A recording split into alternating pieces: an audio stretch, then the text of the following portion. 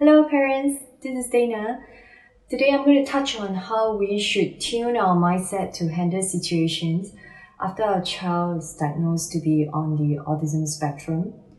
Besides always telling parents to shove away denial after a label was given to the child, I also like to emphasize that we have to be mentally very prepared. This is going to be a marathon.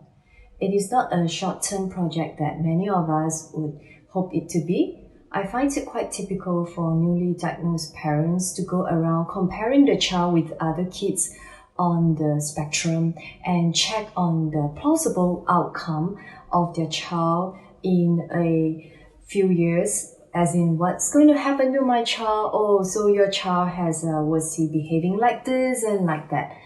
As a matter of fact, every child learns differently.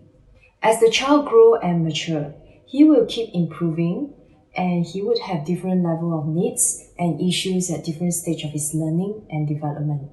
And this is applying to all children and they are all different.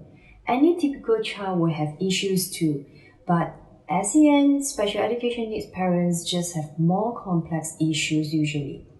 Our autistic kids are not less and they are just different and they learn and behave differently because they process information differently.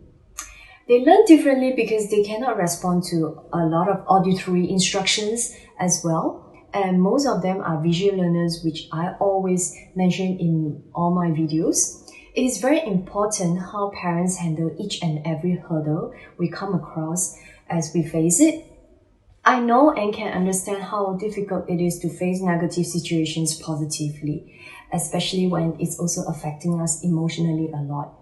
But if we can take on a more lighthearted attitude to most of the issues, things can be a lot less heavier for us.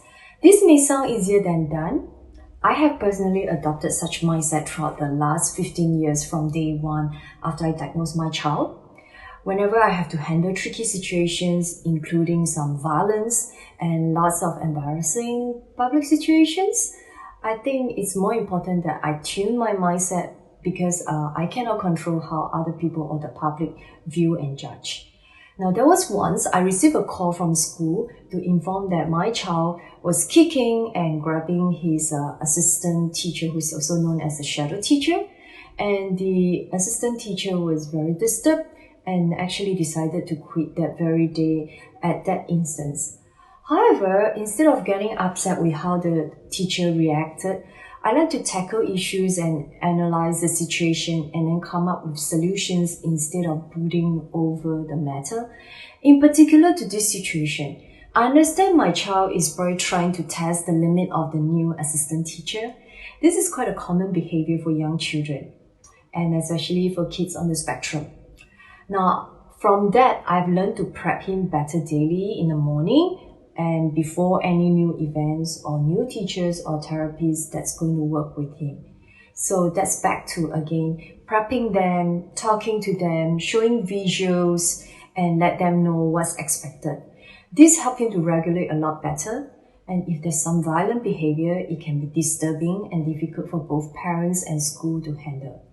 I have to repeat the rules and consequences to my child non-stop, whether be it before school, after school, with lots of praising if he is controlling himself well, and find a way for him to control just before he executes a violent action.